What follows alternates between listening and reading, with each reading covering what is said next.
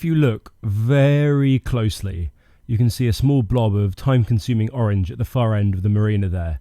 No, we did not motor Alan back from Fair Isle to Wick, but I've chosen to schedule these episodes slightly out of order so there's a balance between travel and tinkering, and because these take me less time to edit, so I can be more likely to manage weekly uploads, which in turn makes Paul and Rory, Wonderment members of the channel, delighted.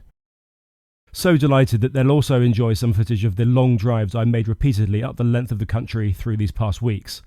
Wind, there was a lot of that, rather too much to be frank, as I had a plan to fly the drone along the coastline on each occasion, but never found a single day when my Mavic Mini wouldn't have been thrown upside down into the sea or into the middle of a field. But I did stop into some of the small harbour villages where unsurprisingly there were some boats, and some small houses, and some very large ones. Plenty of grass, and I thought as I passed through Inverness I'd take advantage of the lesser restrictions placed on micro-drones and get some views near the marina, roads and bridges. Anyway, Cairngorms National Park, there you go, and one of the inlets of the North Sea poking into Scotland. But to the mighty Wick. I'm just back here after driving up from Edinburgh. It was about a 5-hour drive, and of course it's still light here, well after 10 in the evening. I'll get a good night's sleep and then it's going to be 4 or 5 days of modifications. The weather complied with my needs immediately and was a delight throughout. It never once got in the way of outside tasks I wanted to complete.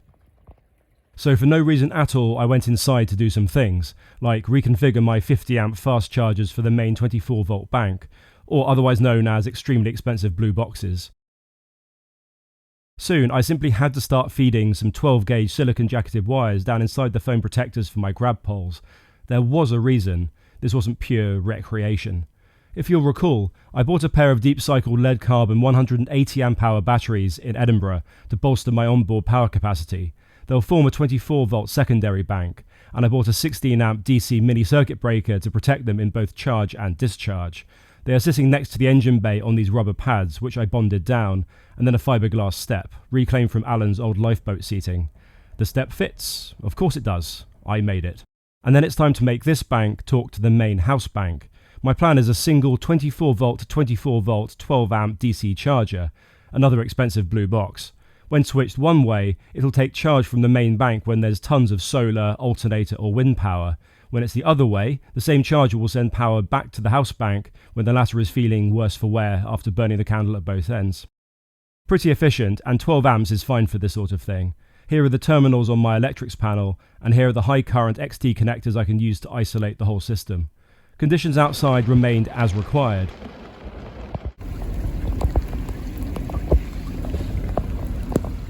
But when the sky ran out of water, finally we were able to complain about the dry weather.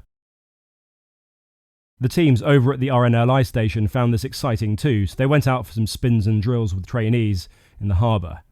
But enough of that. Every one of you will remember that there's a plastic warm air extraction pipe leading up from the engine bay and towards the stern exit point. Being plastic, it shouldn't be fallen against or grabbed. So I had this idea, a stainless steel exhaust pipe mesh repurposed. I'm enlarging some of the holes.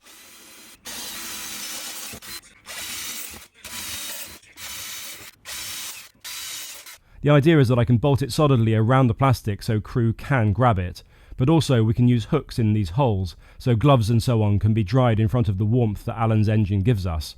Greatness, surely.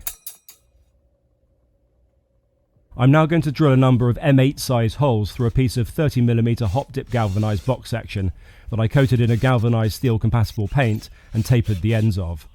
I succeeded. This is where it's going. I need to make the very best of each cubic unit of the stern platform area, which is a little over a metre by a bit over 2 metres in area. The life raft is quite a lump, but does of course have priority location, but I can use the space above it. This beam will be a support for a flip up and down seat so people can relax outside, most likely at anchor or perhaps in easy seas.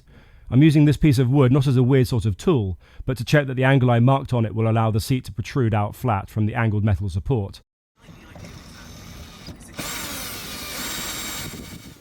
Since the bolts are passing through the metal twice, and then there's the fiberglass too, I need to use sealant at all junctions, whilst trying to keep the bolt thread clean enough to get a nut onto.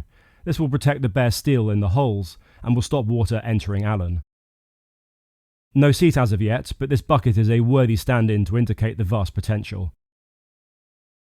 Next, I'm showing you a time-lapse, but this is also a casual flex, because the little camera filming it needed to be mounted on something, and I placed a series of extra 1/4-inch tripod mount-sized bolts into the railings to give us more camera angles on the move. I'll snatch you away and back inside. This is the vertical surface to starboard of the driving position.